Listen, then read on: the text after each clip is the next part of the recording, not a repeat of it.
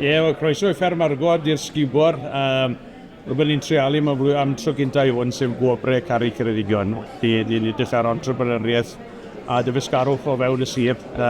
Rwy'n wedi codi ymwybyddiaeth bod yna bethau da yn digwydd yng Ngheredigion, ond hefyd i roi hwb i rywun sydd yn meddwl dath y busnes. Boed pobl sy'n byw mewn marwod i denu pobl i'r ardal. Wel, hwn yw'r Gwobrau gyntaf Caru Ceredigion.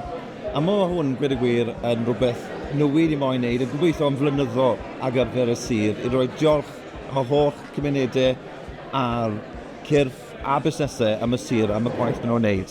Wel, go dda, mae 130 wedi rhoi ceisiadau mewn, a mae yna nifer o wahanol gobriau, a mae fe'n rhywbeth i'r busnesau i cael eu llongyfach am i gwaith nhw ar gyfer yr economi lleol, a gobeithio hyn o nawr i pobl dod i'r Rhig, a falle blwyddyn nesaf gewn ni fwy o pobl yn triol amdano gobriau yma, ond ni'n edrych mlaen i llongyfach y rai sy'n mynd i ennill heno, a hefyd cydweithio dan o dros y blwyddyn nesaf i gweld trwy gallu ni gwella byth yr economi yn y sir. So this evening we have a short list for businesses who have had an impact in Ceredigion under many categories, as many will have seen. And I'm sure we've got a penultimate category as councillors that we are going to decide on at the end, I believe. To be short, it's a privilege to be shortlisted. It means they've obviously made an impact in county-wide. There's quite a fierce competition across the county, so it's good. It's nice, you know, the impact on the businesses themselves. It'll also put them out there as well, that they've done well throughout the county.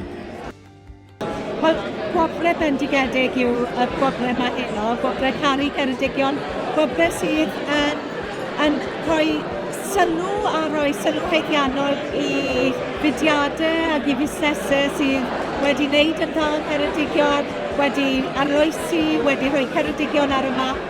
Ac am y llaeth mae'n bwysig i gael stori dda yn dyfu, i gael newyddion da i ddathlu, a dyna beth yw heno i noson y ddathlu.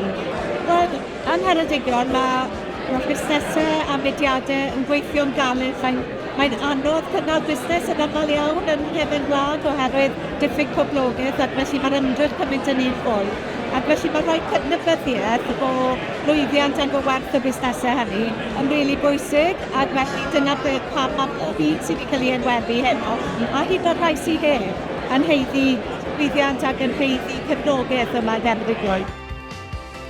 Fi yw Sean Jones o Cigif Sean Jones. Mae'n meddwl lot i ni fel busnes a fynen i ennill o'r bobl mawr yma. Diolch yn fawr iawn. Mae'n meddwl lot i ni fel busnes, achos ni'n gwybod mae'r sir tu ôl ni, so ni'n bles iawn o hwnna. Mae'n rhaid gweud diolch yn fawr iawn i bawb. Diolch.